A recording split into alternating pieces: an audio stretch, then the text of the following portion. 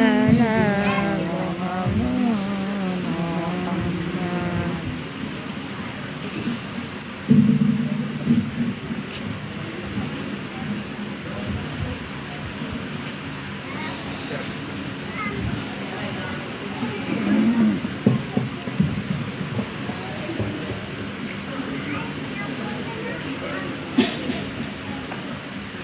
السلام عليكم ورحمة الله وبركاته. أعوذ بالله من الشيطان الرجيم.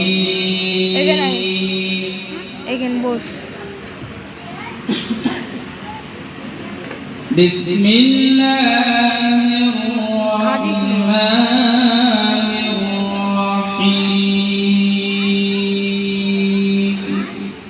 నేను ওইদিকে ফিরবি না, তো রাখান দেখতে আওয়াজ পাবো। রাখান আসলে তো রুখবো। قل هو الله أحد الله الصمد لم يلد ولم يولد ولم يكن له كفوا أحد. نحمده ونستعينه ونستغفره ونؤمن به ونتوكل عليه ونعوذ بالله من شرور أنفسنا ومن سيئات أعمالنا. من يهده الله فلا مضل له ومن يضلله فلا هادي له. ونشهد أن سيئات أعمالنا من يهده الله فلا مضل له ومن يضلله فلا هادي له. اللهم صل على سيدنا مولانا محمد وعلى آله سيدنا مولانا محمد. নবী আমার নূরের নবী আমার নূরের নবী সবার প্রেমের ছবি. মদিনাতে আছেন শুয়ে নাজাতের কান্ডারি. আল্লাহুম্মা সাল্লি আলা মাওলানা মুহাম্মদ ওয়া আলা আলিহি মাওলানা মুহাম্মদ. সমস্ত প্রশংসা সেই রব্বুল আলামিন যিনি আমাদেরকে এই নবী দিবস মাসে কুকর্ম কাজ থেকে সুন্দর নবিয়ানা মজলিসে বসার তৌফিক দান করেছেন। সেই মাবুদের প্রতি শুকরিয়া জ্ঞাপন করি। সকলে মিলে বলি আলহামদুলিল্লাহ। জোরে বলেন আলহামদুলিল্লাহ। তারপরে সেই নবী দো জাহানের বাদশা হাবিবুল্লাহ জনাবে মুহাম্মদুর রাসূলুল্লাহ সাল্লাল্লাহু আলাইহি ওয়াসাল্লাম যে নবীকে সৃজন করলে কুল কায়নাত আসমান জমিন আমরাও সৃষ্টি হতাম না, সেই নবীর প্রতি লাখ লাখ দরুদ ও সালাম পাঠাই। সকলে মিলে বলি সাল্লাল্লাহু আলাইহি ওয়াসাল্লাম। জোরে বলেন সাল্লাল্লাহু আলাইহি ওয়াসাল্লাম। অতঃপর আজকে জলসার আমন্ত্রিত ওলামায়ে কেরাম, হুফাজে কেরাম এবং শ্রোতা ও বাবাজিরা সকলের প্রতি সালাম শুভেচ্ছা জ্ঞাপন রেখে দুই একটি কথা বলবো ইনশাআল্লাহ। আমরা আজকে কি উদ্দেশ্যে এসেছি নবী দিবসে, কেন এসেছি, নবী দিবস কাকে বলে, নবীকে আমরা কেন ভালোবাসি, এর উপরে দুই একটি আলোচনা করব ইনশাআল্লাহ। আজকে আমরা যে নবী দিবস মানছি,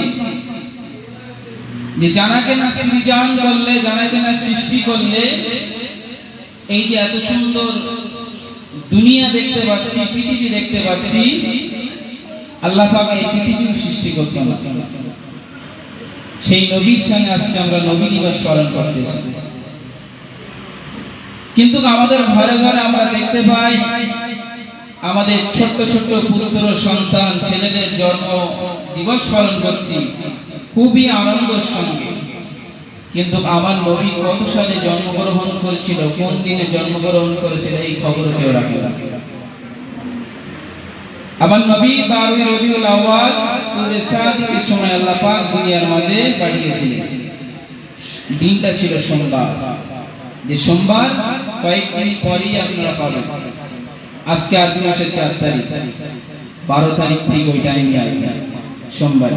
এটাও আল্লাহর কুদরত যে সোমবারে রাসূল জন্মগ্রহণ করেছিলেন, আবার ইহকাল ছেড়ে পরকালে পাড়ি দিয়েছিলেন, সেটাও ছিল সোমবার। তাহলে সেই নবী, যে নবী না সৃজন হলে, সৃষ্টি না হলে তামাম পৃথিবীর কোন মানুষ, কোন কায়নাত কেউ সৃষ্টি হতো না। এত সুন্দর আসমান দেখতে পাচ্ছেন, ফাঁকা আসমান, এই ফাঁকা আসমানও সৃষ্টি হতো না। এমনকি আল্লাহ পাক জান্নাতও সৃষ্টি করতেন না। সেই নবীর জন্য দিবস আজকে পালন করতেছি। খুশি তো আমরা? অবশ্যই আমাদের খুশি হতে হবে যে নবীর সুপারিশ ছাড়া আমরা জান্নাতে যেতে পারবো না। এত সারাদিন নামাজ পড়ে কপালে দাগ করে ফেলে, কাবা শরীফের গেলাপ ধরে কেঁদে কেঁদে আল্লাহ যে জান্নাতেও দেয়, কিন্তু বুঝতে পারি সেই নবী দিবস আজকে পালন করতে এসেছি। আমার সন্তানের দিবস পালন করতে আসি না, যে সন্তানের খুশি করার জন্য কেক কেটে হ্যাপি বার্থডে বলে আমরা তার জন্মদিন পালন করছি। কিন্তু আমার নবী জন্মগ্রহণ করেছে, না হলে আমরা সৃষ্টি হতাম না। সেই নবীর নামে একবার ভালোভাবে দরুদ পড়ি না। যে নবীর নামে খুশি হয়ে যদি কোনো ব্যক্তি দরুদ পড়ে, আল্লাহ পাক 10 নেকি সওয়াব দেবে। জোরে বলুন না সুবহানাল্লাহ। আমাদের নামে বললে কি হবে? কখনোই নয়। সেই নবী দিবস আজকে এই মহানবী স্মৃতি বাইতুল ফান্ডের পরিচালিত এতিমখানায় অনুষ্ঠান হচ্ছে। তাহলে ভাবতে হবে যে যার জন্য তামাম পৃথিবী আল্লাহ পাক সৃজন করেছেন, সৃষ্টি করেছে, সেই নবীর ভালোবাসার ক্ষেত্রে আজকে আমরা নবী দিবস পালন করতে এসেছি। তাহলে নবী কি করেছিল, নবীর আদর্শের বাণী আমরা দু একটি নিয়ে যাব ঘরে। আল্লাহ পাক এই নবীকে আমাদের কাছে শিক্ষক রূপে প্রেরণ করেছিলেন। তার আদর্শ চরিত্র দেখে কাফের বেদুইনরা সবাই ইসলাম গ্রহণ করেছিল। যে নবীর কোরআন শোনার জন্য আবু জেহেল, উতবা, সাইবা মারামারি বন্ধ করেছিল যে তুই মুহাম্মাদের কোরআন শুনতে আসবি না। এমন করে করে তাদের মধ্যে বিভ্রান্ত ঘটে যায়। যে বড় বড় কাফেররা ছিল, একজন মক্কার বড় বড় লিডার, যাদের কাছে শত শত হাজার হাজার কাফের তাদের কথা মেনে চলত, সেই কাফেররা পর্যন্ত নবীর আদর্শের উপরে আদর্শিত হয়েছে। যেমন রাসূলের একজন সাহাবী ছিলেন খালিদ বিন ওয়ালিদ, যিনি রাসূলের আদর্শে আদর্শিত হয়ে বড় বড় শহীদদের মধ্যে একজন বড় নেতা ছিলেন, যিনি কাফের অবস্থায় থাকতেও কোনদিন যুদ্ধই হেরেননি। আবার মুসলমান হওয়ার পরে, ইসলাম গ্রহণ করে কোনদিন তিনি পরাজয় হননি। সেই নবী সাহাবী পর্যন্ত যিনি কাফেরদের লিডারদের সঙ্গে যুদ্ধ করে মুসলমানদের মধ্যে হারিয়ে দিয়েছিলেন উহুদের যুদ্ধে। আবার মুসলমান রাসূলের আদর্শ দেখে মুসলমান হয়ে আবার তারপরে যুদ্ধগুলো তিনি জয়ী লাভ করেছেন। তার মতো বড় বড় সাহাবায়ে কেরামরা রাসূলের কথায় উঠেছেন আর বসেছেন। যে সাহাবায়ে কেরাম, 4 জন বিশিষ্ট সাহাবী ছিলেন, হযরত আবু বকর, উসমান, আলী, ওমর ফারুক। তার মধ্যে হযরত ওমর ফারুকের কথা বললে বুঝতে পারবে, যিনি উলঙ্গ তরবারি নিয়ে রাসূলকে হত্যা করতে গিয়েছিলেন। শত শত উট তাকে দেওয়া হবে কেউ যদি মুহাম্মদ আমার নবীকে কতল করে। কাফেররা ঘোষণা দিয়েছিল, সেই ঘোষণায় হযরত ওমর ফারুক তিনি রাজি হয়েছিলেন। হওয়ার পরে রাসূলকে কতল করতে গিয়েছিলেন। তিনি কতল করতে গিয়ে রাসূলের হাতে রাসূলের আদর্শ দেখে তার মুজিজা দেখে সেও ইসলাম গ্রহণ করেছিলেন। জোরে বলুন সুবহানাল্লাহ। তাহলে একজন ব্যক্তিকে কতল করতে গিয়ে বরঞ্চ সে মুসলমান হয়ে মুসলমান খাতায় নাম লেখার পরে কাবা শরীফে উলঙ্গ তলোয়ার করে বলছে কারণ ক্ষমতা থাকে আয় মুহাম্মাদের গায়ে হাত দিবি।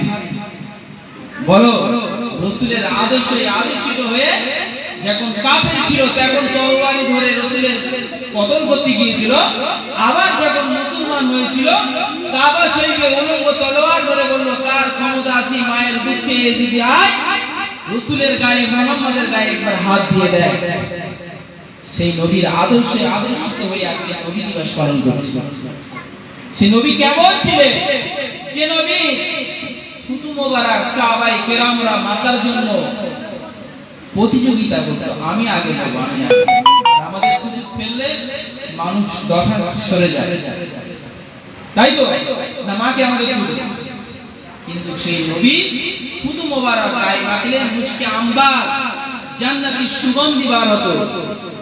সেই নবীর আদর্শিত হয়ে আজকে আমরা বিশ্ব নবী দিবস পালন করতেছি। আমরা কত সৌভাগ্যবান যারা সমস্ত কুকর্ম থেকে সমস্ত কাজকে দূরে ফেলে নবীর আদর্শে আদর্শিত নবীর গুণগান শোনার জন্য আজকে নবী দিবস পালন করতে এসেছে, তারাই তো সৌভাগ্যবান। সাহাবায়ে কেরামরা হঠাৎ নবীর সামনে বসে আছেন, রাসূল বলছেন হে আমার সাহাবায়ে কেরামরা তোমরা কি জানো দুনিয়ার মাঝেও জান্নাতের বাগান আছে। সাহাবায়ে কেরামরা একে অপরের চোখে চোখে তাকাতে লাগলো এবং ভাবতে লাগলো কোথায় জান্নাত দুনিয়ার মাঝে, আল্লাহ তো মৃত্যুর পরেই তো জান্নাত রেখেছে। তখন সাহাবায়ে কেরামরা রাসূলকে জিজ্ঞাসা করলেন ইয়া রাসূলুল্লাহ ইয়া হাবিবাল্লাহ আপনি তো ভালোই জানেন কোথায় জান্নাত কাকে জান্নাত বলে। সাহাবায়ে কেরামরা প্রশ্নকে পড়ে গেলেন। তখন রাসূল বললেন আমার আল্লাহর কথা ও আমার কথা যেখানে আলোচনা হয় আলোকপাত হয় আমি নবী বলি সেই জায়গাটা হলো জান্নাতি বাগান। জোরে বলুন সুবহানাল্লাহ। তাহলে সেই রাসূলের কথা অনুযায়ী আজকে এটা কিসের বাগান? জান্নাতি বাগান। কিসের বাগান? জান্নাতি বাগান। তাহলে জান্নাতের মধ্যে আপনারা এসেছেন, আপনাও তো একজন জান্নাতি। আল্লাহ যেন কবুল করুন, সকলে বলুন আল্লাহুম্মা আমিন। তাহলে আজকে আমরা নবী দিবস পালন করতে এসেছি। নবীর যদি আগলার চরিত্রের উপরে যদি দু একটি কথা না শুনি কেমন একটা লাগবে না? নবী কেমন মানুষ ছিলেন? যিনি ছিলেন কোমল নরম হৃদয়ের মানুষ ছিলেন। কোন বড়কে কোনদিন কঠোর ভাবে কথা বলেননি, ছোটকে কোনদিন ঘৃণার চোখে দেখেননি। কিন্তু আমরা যদি একটু বড়লোক হয়ে যায় বা একটু ধনাঢ্য ব্যক্তি হয়ে যায় বা কোনো যদি চাকরিজীবী লোক হয়ে যায় দেখবেন বড়দেরকে শ্রদ্ধা দেয় না, ছোটদেরকে স্নেহ করে। বহু সমাজে চলে থাকে। কিন্তু আমার নবী যিনি ছিলেন দো জাহানের বাদশা হাবিবুল্লাহ, ইহ জগৎ এবং পরজগৎ দুনিয়া জগতেই তিনি নেতা ছিলেন। যারা সুপারিশ ছাড়া জান্নাত মেনে না সেই নবী বড়দেরকে শ্রদ্ধা করতেন এবং ছোটদেরকে স্নেহ মমতা দিয়ে ভালোবাসতেন। সেই নবীর আদর্শে আদর্শিত হওয়ার জন্য আজকে আমরা নবী দিবস পালন করছি। আমরা কোনো বড় বড় ব্যক্তিদের নামে আমরা নবী দিবস পালন করিনি, জন্ম দিবস পালন করিনি। যে নবীর খুশিতে আবু জেহেলের মতো ব্যক্তি তার চাচা তার গোলামকে আজাদ করে দিয়েছিল, যা আজকে আমার ভাতিজা হয়েছে মুহাম্মদ হয়েছে, যে আঙুল দিয়ে ইশারা করেছিল গোলামকে আজাদ করে দিয়েছিল, সে জাহান্নামে গিয়ে পর্যন্ত এই সোমবারের দিনে তার এই শাহাদাত আঙুল দ্বারা যে আঙুল দিয়ে ইশারা করেছিল সে আঙুল দিয়ে তার মধু বার হয় একটা পানি, সেই পানি চুষে তার ওই দিনে জাহান্নামের কিছু কষ্ট তার জন্য নাজাত হয়ে যায়। জোরে বলুন সুবহানাল্লাহ। তাহলে আবু জেহেলের মতো ব্যক্তি যিনি রাসূলের জন্য খানা খুঁড়েছিলেন, গর্ত খুঁড়েছিলেন, রাসূলকে পরীক্ষা নেওয়ার জন্য বলেছিল চাঁদকে দুটুকরো করে দেখা, খেজুরির আটিবিহীন গাছ করে দেখা। যে আবু জেহেল নবীর জন্য গর্ত খুঁড়েছিল, নিজের গর্ত নিজেই করেছিল, সেই আবু জেহেল পর্যন্ত নিজে গোলামকে আজাদ করে দেওয়ার জন্য জাহান্নামে যাওয়ার পরেও এই দিনের এই আঙুলের ইশারায় তার আঙুল দিয়ে মধু বার হওয়ার কারণে, সে আঙুল চুচে খাওয়ার কারণে জাহান্নাম থেকে ওই দিন পরিত্রাণ পায়, কষ্ট একটু কম পায়। সেই নবী দিবস আজকে আমরা তো খুশি, অন্য কোনো ব্যক্তির না। আমরা খুশি কারণ ক্ষমতা আছে চাঁদকে দুটো দুটো করতে দিতে পারবে? কখনোই নয়। কেউ পারবে পৃথিবীর শেষ কোথায়? তাও পারবে না। আমার নবী যার শাহাদাতের আঙুলের ইশারায় আল্লাহ পাক তার হাবিবকে খুশি করার জন্য, কাফেরদের প্রশ্নের মুখ থেকে সরে যাওয়ার জন্য চাঁদকে দুটুকরো করে দিয়েছিল। এখনো পর্যন্ত নজির আছে। এখনো পর্যন্ত যারা চাঁদে গিয়েছেন বড় বড় বৈজ্ঞানিক গবেষক, তারাও সাক্ষী দেয় যে এখনো পর্যন্ত চাঁদ দুটুকরো আছে, দাগ এখনো পর্যন্ত আছে। জোরে বলুন না সুবহানাল্লাহ। সেই নবীকে ভালোবেসে আজকে নবী দিবস করতে এসেছি। আমরা তো ভাগ্যবান অবশ্যই যে আল্লাহ শেষ নবীর উম্মত করে পাঠিয়েছিলেন, যে নবীর উম্মত হওয়ার জন্য तमाम পৃথিবীর নবী কেরামরা পর্যন্ত আল্লাহর কাছে কেঁদেছে, হে আল্লাহ পাক আমাকে শেষ নবী হযরত মুহাম্মদ মুস্তাফা সাল্লাল্লাহু আলাইহি সাল্লামের উম্মত বানাও। কিন্তু আমরা না চাইতে তার উত্তর। তাহলে আমরা সৌভাগ্য না অন্য কেউ সৌভাগ্য? অবশ্যই আমরা সৌভাগ্য। আমাদেরকে খেয়াল করতে হবে। ছোট মুখে দু একটা কথা বললে খারাপ লাগতে পারে, কিন্তু কথাগুলো অবশ্যই নিজেদের কাজে লাগে। যে নবীকে মহব্বত করলে আল্লাহ পাক খুশি হয়, আর আল্লাহ খুশি হওয়া মানে আমাদের জন্য সমস্ত দরবার খোলা আছে। তাহলে অবশ্যই নবীকে ভালোবাসতে, নবীর চরিত্রের উপরে আমরা বিশ্বাস করতে হবে। ইন্নী বুইসু মুআল্লিমান মাকারিমাল আখলাক। আমার নবীকে तमाम পৃথিবীর মানুষ থেকে শ্রেষ্ঠ শিক্ষক রূপে আমাদের কাছে প্রেরণ করেছে। তাহলে আমরা খুশি হয়ে সেই নবীকে শিক্ষক মেনেছি, সেই নবীকে শিক্ষক মেনেছি, ছাত্র আমরা হয়েছি। তাই নবীর পড়া, নবীর কথা আমাদের মানতে হবে। নবী কখনো মিথ্যা কথা বলেননি। আজ থেকে আমাদের মধ্যে স্বীকার করে নিতে হবে, আমরাও যেন এই নবীর সুন্নত মানে জীবনে কখনো মিথ্যা কথা বলবো না, এই অঙ্গীকারটা করে নেয়। নবী কখনো মিথ্যা কথা বলেননি। কাফির পর্যন্ত নবীকে বলেছেন আল আমিন, বিশ্বাসী। কাফেররা পর্যন্ত নবীকে আল আমিন বলে ডাকতেন। কিন্তু আমার নবীর ধর্মে ধর্মিত নয়, ইসলাম গ্রহণ করেনি, কিন্তু আল আমিন বিশ্বাস করে নবীর কাছে আমানত রেখে আসতেন। আমানত, সোনা গয়না টাকা পয়সা, তাই অর্থ বিত্তগুলো নবীর কাছে দিয়ে আসতেন। কেন? নবী সত্যবাদী, বিশ্বাসী, তিনি খেয়ানত করতেন না। কেউ যে অবস্থায় টাকা দিত, যে অবস্থায় পয়সা দিত, সোনা দিত, সেই অবস্থায় রেখে তাদেরকে ফেরত দিতেন। সেই নবী যারা কাফের পর্যন্ত সাক্ষী দিয়েছে, সেই নবীকে ভালোবেসে আজকে আমরা এই বাইতুল ফান্ডে নবী দিবস পালন করতে যাচ্ছি। এখন জোরে তাকবীর দেন, নারে তাকবীর, নারে তাকবীর।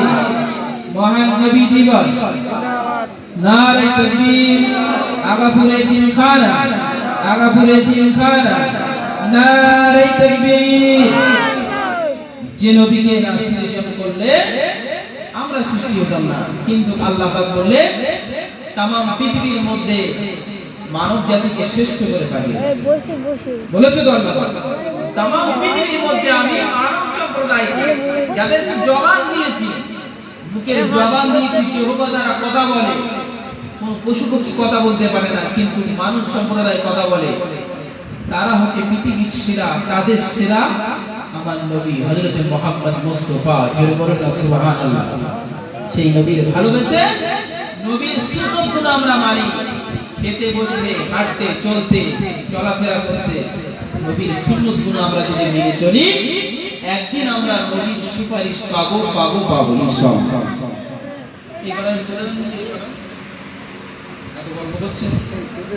তাহলে নবীর সুপারিশ পাওয়ার জন্য আমরা নবীর সুন্নাত গুলো আমাদের মানতে হবে। আল্লাহর পরে কার হক? আমার নবী। কার হক? নবী সাল্লাল্লাহু আলাইহি ওয়াসাল্লাম। তাহলে নবীর কথাগুলো আমরা মানব। যে নবী পানি পান করতেন 3 ঢোকে, কঠকে 3 ঢোকে পানি পান করতেন। কোন হাত দিয়ে? ডান হাত দিয়ে। কোন হাত দিয়ে?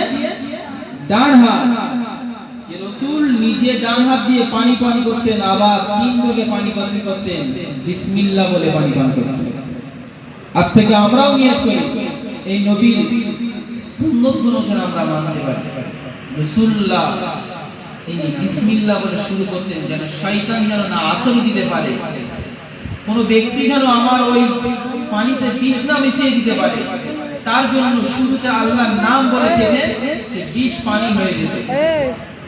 তাহলে সেই নবীর ছোট্ট ছোট্ট সুন্নত আমরা দেখতে পাচ্ছি। আমার না হলো যে নবী দস্তরখান বিছিয়ে খানা খেতেন, কারণ আল্লাহ পাক প্রতিটা দানায় দানায় বরকত রেখেছেন, এই জন্যই নবী পরিষ্কার দস্তরখানের উপরে খানা খেতেন। কিন্তু বর্তমান সময়ে আমরা হাড় আর কাটা ছাড়া কিছু রাখি না।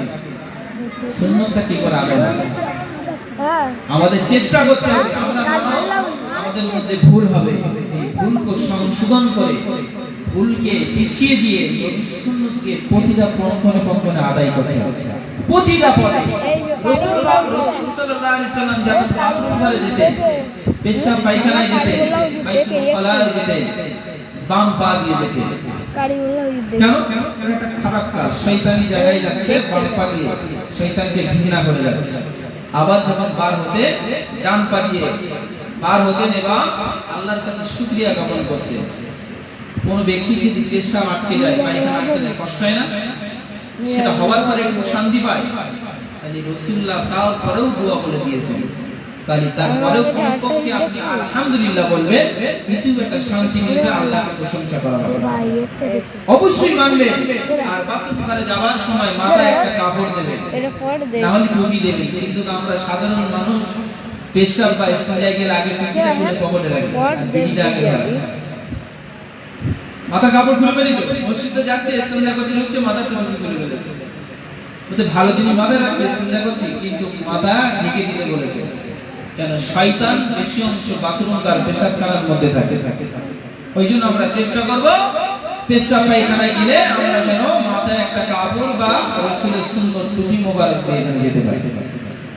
তাই নবী আমাদের জীবনে দেখেন প্রতিটা পদে পদে তার সুন্নতগুলো ছেড়ে দিয়েছে। রাস্তা দিয়ে যাবে, মাথাকে নরম নিচু করে যাবে, এবং যেটাই সাইডে যাওয়ার কথা, ডান সাইড দিয়ে হলে ডান সাইড, বাম সাইড দিয়ে বাম সাইড। কিন্তু মক্কা জমিনে পণ্ডিত ছিল, ডান সাইড দিয়ে যাতায়াত করতে, কিন্তু আমাদের যেতে হবে কোন সাইড দিয়ে? বাম সাইড দিয়ে যেতে হবে, উল্টো। কিন্তু আমাদের বিধান অনুযায়ী এটাও আমাদের মানতে হবে। তাই চলার সময় রাসূল যখন রাস্তায় কোনো কাটা পেতে, কোনো ঢিল পেতে, সেগুলো সরিয়ে দিতেন, কেন? যেন মানুষ না কষ্ট পায়। এটাও একটা সুন্নত, যে সুন্নত নবী সাল্লাল্লাহু আলাইহি সাল্লাম ছাড়া কেউ আর দিয়ে যায়নি তার উম্মতের জন্য। যে উম্মতকে খুশি করার জন্য আল্লাহর কাছে সর্বদাই কেঁদেছে, আল্লাহ পাক আমার উম্মতদের নাজাত দিন, সঠিক পথের দিশা দেখান। সেই নবীকে আমরা ভালোবাসি, যে নবী ছিলেন দো জাহানের বাদশা হাবিবুল্লাহ জনাবে মুহাম্মদুর রাসূলুল্লাহ সাল্লাল্লাহু আলাইহি ওয়াসাল্লাম, যে নবীকে সাহাবায়ে কেরামরা পাওয়ার জন্য আনন্দিত পেয়েছেন এবং নবী কেরামরা তাকে পেয়ে আনন্দিত হয়েছে। আমার বড় বড় নবী কেরামরা অন্যান্য নবীরা নবীর উম্মত হওয়ার জন্য, আমার আখেরি নবীর উম্মত হওয়ার জন্য আল্লাহর দরবারে কেঁদেছেন, কিন্তু আল্লাহ পাক খুশি করে আমরা তার উম্মত হতে পেরেছি এবং তার খুশি হওয়ার জন্য আমাদের উম্মত করে দুনিয়ার মাঝে পাঠিয়েছে। যে উম্মত হয়ে আমরা খুব খুশি, কিন্তু আমরা আমাদের জীবনকে নবীর সুন্নতগুলোকে পালন করি না। কিন্তু নবীর প্রতিটা পদে পদে নবীর সুন্নতগুলো যদি আমরা আদায় করি, আমাদের জীবনে কোনদিন ক্ষতি হবে না। বড় বড় বৈজ্ঞানিক বলেছেন, কোন ব্যক্তি যদি এক হাতে পানি পান করে এবং তিন ঢোকে পানি পান করে, তার কোনদিন লিভারে ক্ষতি হবে না। কিন্তু আমার নবী শত শত বছর আগে বলে দিয়েছেন যে তোমরা তিন ঢোকে পানি পান করো এবং তোমার নিঃশ্বাসকে বাইর করে দাও, তাহলে ওই পানিতে কোনো রোগ মুক্ত হবে না এবং ক্ষতি হবে না। সেই নবীকে ভালোবেসে আমরা আজকে নবী দিবস পালন করতে এসেছি, তাহলে আমরা কতই না খুশি। তাহলে আমরা নবীর সুন্নতগুলো মেনে খুশি হয়েছি এবং আল্লাহ পাক আমাদের না চাইতে নবীর উম্মতি করে পাঠিয়েছে। যে নবী কেরামরা কেঁদেছেন আমার নবীর উম্মত হওয়ার জন্য, যে আমাকে আল্লাহ পাক আমাকে নবী না বানিয়ে হযরত মুহাম্মদ মুস্তাফা শেষ নবী যদি উম্মত বানাতেন আমি আরো খুশি হতাম। তাহলে আজকে আমরা না চাইতে পেয়েছি, তার এই নবীর সুন্নতগুলো আমাদের মানতে হবে। নবী কেমন ছিলেন, কি খেতেন, কোনটা খেতে ভালোবাসতেন? নবী তিনি বর্তমান সময় আমরা কম দাম হোক আর যাই হোক খেতে অপছন্দ করি লাউ, যে লাউ রাসূল বেশি ভালোবাসতেন। তিনি যখন লাউ রান্না করতেন গোশতের সঙ্গে মিশিয়ে, গোশত ছিল গরম আর লাউ ছিল ঠান্ডা, যেন মানুষের মধ্যে না ক্ষতি হতে পারে লাউ আর গোশত মিশিয়ে রান্না করতেন। এই লাউ খাওয়া, এই কদু খাওয়া এটাও সুন্নাত। তাই রাসূলের সুন্নাত আমরা অবশ্যই মানব ইনশাআল্লাহ, সপ্তাহে একদিন না একদিন মানব। কিন্তু আমাদের বসার মাছ আর ডিম ছাড়া আমাদের মধ্যে ভাত খেতে পারি না। কিন্তু রাসূলের এই খাদ্যগুলোর দিকে একবার খেয়াল করবেন, রাসূল খেতেন এবং তৃপ্তিও লাভ করতেন। আরো বলি যে নবী আমাদের কাছে কেমন শিক্ষক ছিলেন, যে নবী তাম পৃথিবীর মানুষের কাছে কেমন শিক্ষক ছিলেন, যে নবীকে না পেলে কুল কায়নাত সৃষ্টি হতো না। কেমন নবী, যে নবীর পেশাব পায়খানা যে অবস্থায় করতেন সেই অবস্থায় মাটি পর্যন্ত হজম করে নিতেন। জোরে বলুন না সুবহানাল্লাহ। আমাদের পেশাব পানি দিয়ে ঢেলে তাও নিচে যেতে যায় না বর্তমান বাথরুম করে, কিন্তু আমার নবী যখন পেশাব পায়খানায় যেতেন চতুর্দিক দিয়ে গাছ ছুটে আসতো নবীকে ইজ্জত ঢেকে রাখার জন্য, এবং মাটি ফাঁক হয়ে যেত, তার পেশাব পায়খানা ভক্ষণ করে নিত। আর নবীর পেশাব দিয়ে পায়খানা দিয়ে সুগন্ধি দেশকে আম্বার ছড়ায়। সেই নবী, যে নবীকে আমরা পেয়ে খুবই আনন্দিত, এই জন্যই তো আমরা নবী দিবস পালন করি। যে নবীর পেশাব কেমন পবিত্র হবে ভাবতে হবে। যে নবী তাহাজ্জুদের নামাজ পড়তেন আবার ঘুমোতেন, এশার নামাজ পড়ে ঘুমোতেন, ঘুমতে ঘুমতে তাহাজ্জুদের নামাজ পড়তেন, কিন্তু ওযু করতেন না। কেন? নবী তো পবিত্র, তার ঘুমও পবিত্র, তিনি ঘুমোলে জেগে থাকতেন, আর আমরা ঘুমোলে নাক ডাকতাম। তার জন্য আমাদের ওযু করতে, আমরা মানব, তাকে সৃষ্টি করেছে আল্লাহ পাক তাম পৃথিবীর মধ্যে সেরা। যে নবী শত বছর ধরে যতদিন বেঁচে ছিলেন তার জন্য তাহাজ্জুদের নামাজ ওয়াজিব ছিল, তাহাজ্জুদ নামাজ পড়তেন। যে নবী ছিলেন দো জাহানের বাদশা, তার জন্য আল্লাহ পাক চাইলে তো নামাজ সব মাফ করে দিতে পারতেন, কিন্তু তিনি তো তার সুপারিশ ছাড়া কেউ জান্নাতে যেতে পারতেন না। তারা সাহাবায়ে কেরামরাও দেখে শিখেছে, যেসব সাহাবায়ে কেরামদের সুসংবাদ দিয়েছিল জান্নাতি, সেই সাহাবায়ে কেরামরা পর্যন্ত আল্লাহর নামাজ পড়তে পড়তে দিনকে শেষ করে দিয়েছে। হযরত ওমর ফারুক তার পায়ে মৃত্যুর সময় একটা তীর ঢুকেছিল, এমনি সময় টানলে সে কষ্টের জন্য বার করতে পারে না, কিন্তু হযরত ওমর ফারুক সাহাবায়ে কেরাম নামাজ পড়ছে পেছন দিয়ে তীর টেনে নিয়েছেন। তাই কোন মগ্নই ছিল, কোন হালাতে ছিল যে তীর টানার কারণে তিনি জানতেও পারল না। পরে যখন জিজ্ঞাসা করছে যে আমার তীর ছিল কোথায় গিয়েছে, বললেন আপনি যখন নামাজে মগ্ন ছিলেন সেই হালাতে কেটে নিয়েছে। সুবহানাল্লাহ, কেমন ইশকে ছিলেন তারা, তাও তারা কেঁদেছে, আল্লাহর কাছে কেঁদেছে, আল্লাহ পাক আমাদেরকে যদি গাছের পাতা বানিয়ে দিতে আমরা পশু পক্ষীর খোরাক হতাম, আমাদের হিসেব দিতে হতো না। তাহলে নবীদেরকে সুপারিশ দিয়েছে আল্লাহ পাক, সাহাবায়ে কেরামদের দিয়েছে। সাহাবায়ে কেরামরা জান্নাতি হওয়া সত্ত্বেও আল্লাহ পাক সার্টিফিকেট দিয়ে দিয়েছে যে তুই জান্নাতি, তবুও সে নামাজে আল্লাহর কাছে রাহাজানি কেঁদেছেন সারা রাত এবং আল্লাহর কাছে দোয়া চেয়েছেন, আল্লাহ পাক আমাদের যদি গাছের পাতা পশু পক্ষীর খাবার বানিয়ে দিতে আমাদের আর হিসাব দিতে হতো না। সেই নবীর আদর্শে আদর্শিত আমার সাহাবায়ে কেরাম, সেই নবীর আদর্শে আদর্শিত সেই সাহাবায়ে কেরাম, যে নবী সাহাবায়ে কেরামদের সঙ্গে এমন সম্পর্ক ছিলেন, কেউ ছিলেন শ্বশুর, কেউ ছিলেন চাচা, কেউ ছিলেন জামাই, তাই তো? হযরত উসমান রাসূলের তৃতীয় নম্বর খলিফা, তিনি ছিলেন রাসূলের জামাই। দুটো মেয়ে, জুন্নুরাইন বলা হয়, দুই নূরের অধিকারী। দুই নূরের অধিকারী। কেন? রাসূলের দুই কলিজার টুকরিকে তিনি বিবাহ করেছিলেন, কিন্তু আবার রাসূলের সাহাবী ছিলেন, একই সঙ্গে দিন প্রচার করতেন, একই সঙ্গে থাকতেন, রাসূলের কথা মেনে চলতেন। আবার সেই সাহাবায়ে কেরামরা বলতেন, আমার পিতা মাতা আপনার পায়ে কুরবান হোক, আপনার জন্য উৎসর্গ করে দিলাম ইয়া রাসূলুল্লাহ। সেই সাহাবী যারা রাসূলকে ভালোবেসেছেন, আর আমরা সেই নবীর আদর্শ পেয়ে আদর্শিত হতে চাই। বর্তমান আমরা হয়েছি সিনেমার নায়কের অনুসরণ, খেলোয়াড়ের অনুসরণ।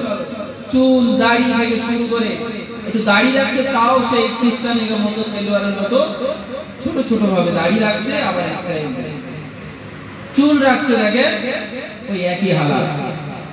কিন্তু মৃত্যুর পরে যে নবীর সুপারিশ না হলে জান্নাতে যেতে পারবে না, সে নবীর কোনো অনুসরণ নেই। আমাদের বাপ মা আমাদের কোনো উৎসর্গ করে না। রাসূলের সুন্নাত গুলো মান, মাথায় টুপি দিয়ে নামাজ কালাম পড়। রাসূল কেমন ভাবে পানি পান করতেন, কেমন ভাবে খেতেন, কোন হালাতে চলতেন, কোন ভাবে শুতেন, কেমন ভাবে শুতেন, এগুলো কেউ বলে? বর্তমান সময় বলেই না। মোবাইল দিচ্ছে, ওই মোবাইল দেখতে দেখতে খেলো, ওই বেশি পড়লো। এই তো হচ্ছে। কেন আমরা গজবের মধ্যে পড়ব? রাসূলের সুন্নাত গুলো যদি আমাদের মধ্যে বাস্তবায়িত না করি, আমরা রাসূলের সুপারিশ কেমন পাবো? দুনিয়ার মাঝে একটা ছোট্ট দৃষ্টান্ত দিলে বুঝতে পারবে যে আমরা কোন ব্যক্তির কাজ করে থাকি, কাজে যদি লেগে থাকি, তার আমি জন হিসেবে কাজ করি, সেই মালিকের কথা যদি না শুনি, তা সে মালিক আমার টাকা দেবে? দেবে বলে? কখনোই দেবে না। তেমনই আমরা যদি নবীর সুন্নাত গুলো না মানি, নবীর কথা গুলো যদি না মানি, তারা যে সুচরিত্র বাণীগুলো যদি আমাদের মনে যদি আখ্যায়িত না দেয়, মনে বাস্তবায়িত না করি, নবীর সুপারিশ পাবো? আমাদের হাসন নসর কার সঙ্গে হবে নিজেই জানি। রাসূল বলেছেন, তোমার সঙ্গে হাসন নসর হবে ওই ব্যক্তি যে ব্যক্তি তোমার সঙ্গে বন্ধুত্ব আছে। তুমি যদি মেসির সঙ্গে বন্ধুত্ব করো, রোনাল্ডোর সঙ্গে করো, তোমার হাসন নসর রোনাল্ডোর সঙ্গে হবে। রোনাল্ডো যদি জাহান্নামী হয়, তুমি জাহান্নামী। তাহলে তুমি নামাজ পড়বা, রোজা রাখবা, যাকাত দেবে, রাসূলের সুন্নাত গুলো মানবে, মাথায় টুপি দিয়ে বেড়াবে, আবার বন্ধুদের সঙ্গে আড্ডা মারবে, যারা তাস খেলে, জুয়া খেলে, ক্যারাম বোর্ড খেলে। এই ক্যারাম বোর্ড খেলতে খেলতে তাদের দিন কাটিয়ে যায়, কিন্তু তোমার বন্ধু তাদেরকে স্বীকার করে। তুমি কিছু খাবার কিনলে তাদের ফোন করে ডেকে একসঙ্গে খেতে যাও হোটেলে। তাহলে হাসন নাসর কার সঙ্গে হবে? বলে হবে তো নবীর সঙ্গে। যে নবী ছাড়া আমাদের কোনো পথ নেই। আল্লাহ পাক বললেন, আমার পরের স্থান আমার হাবিব। যে হাবিবের সুপারিশ ছাড়া কেউ জান্নাতি হতে পারবে না, সেই নবীর কথা, নবীর সুন্নাত গুলো আমরা মানি না। তাহলে আমাদের হালাত কতটা জায়গায় গেছে বুঝতে পেরেছেন? শুধু দোষ দিলে হবে না যে মোদি এসে আমাদের উপরে অত্যাচার করছে, দোষগুলো আমাদের। নবীর কথা, নবীর ভবিষ্যৎ তো হবেই। বলে ওই জন্য এখনো সময় আছে, বলার গড়গড়ানি, ঘড়ঘড়া থাকুন, মৃত্যুর আগ পর্যন্ত আল্লাহর কাছে তওবার জায়গা আছে, খোলা আছে। খালি অন্তরে আল্লাহর কাছে কাঁদুন। বড় বড় আল্লাহর ওলি, কিছু কিছু আল্লাহর ওলির জীবনী শুনলে পাওয়া যায় 99টা পর্যন্ত খুন করেছে, কতল করেছে।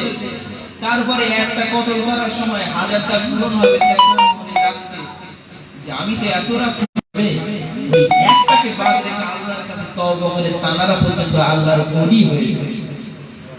আর আমরা পারবো না? আমরা তো অতটা নিকৃষ্ট হইনি। অবশ্যই আল্লাহর দরবার খোলা আছে, রাজধানী করে, যাই করে, রাত্রে শোয়ার সময় একবার তওবা করে আল্লাহর কাছে কাঁদা কাটা করে শুয়ে পড়ুন। হতে পারে আপনার মৃত্যু ওই লাশ, ঘুমালেই তো কোনো স্বাদ থাকে না, থাকে একটা পোকা কেমড়ে একটা মশা কেমড়ে যদি চলে যায়, ঘুম থেকে উঠে চুরি করতে লাগে, মশা কামড়েছে। কিন্তু যদি চেয়ার না থাকতেন তাহলে মারতেন তো।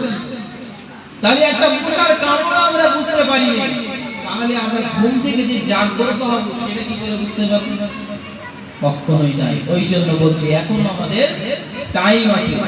আল্লাহ পাক বলেননি যে আমার সারাদিন নামাজ পড়ো, সারা বছর রোজা করো, বলেছে? সবই নির্দিষ্ট করে দিন। আপনি বেড়া চাপাই যাবেন, সে বাদুড়ে ঘুরে যাবেন কি এই সিধা যাবেন, সেটা আপনার মগজে আল্লাহ পাক দিয়ে দিয়েছে।